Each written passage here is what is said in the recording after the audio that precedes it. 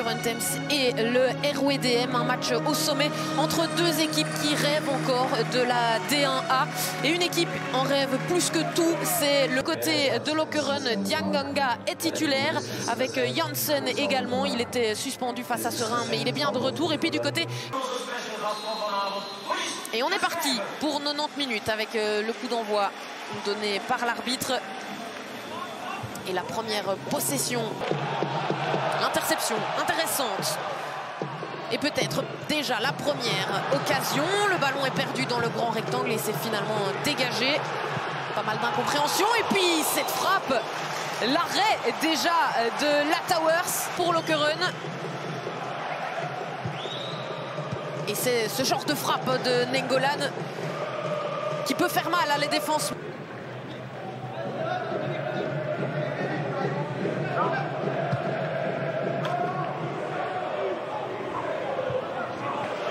Et le ballon qui arrive dans les pieds de Ntamak. La première occasion et l'autobut. Aïe, aïe, aïe, aïe, aïe. Le coup dur du RWDM. Le Lokeren qui mène désormais après 10 minutes de jeu. Et c'est sur une erreur défensive. C'était la crainte du RWDM. Lokeren en a profité. À l'image du coach Steinbreven. Nainggolan.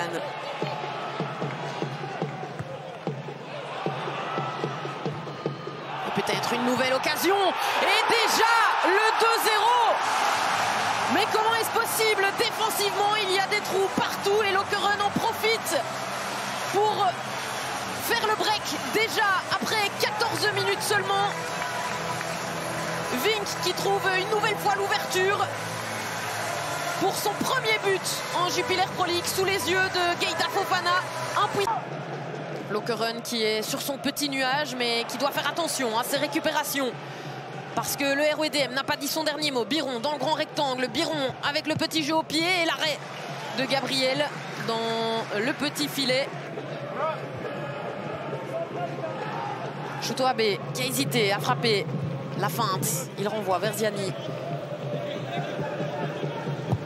La frappe. Oh, c'est parfait! Ça touche la latte. C'était presque parfait. DM retrouve des couleurs. C'était splendide de la part de Zapata. C'est dommage, hein, ça vient vraiment se cogner entre... Quel pied gauche de Lazeri. Biron, la remise. Celle-là, elle est bonne, elle est cadrée, mais elle arrive dans les gants de Gabriel. Le principal est surtout de ne pas en encaisser un troisième dans les derniers instants de cette première période. Oh, ça passe quand même. Il n'y a personne au second poteau. Mais on n'était pas loin du 3-0 avec une nouvelle énorme occasion. Ce n'est pas terminé. Puis La Towers qui récupère.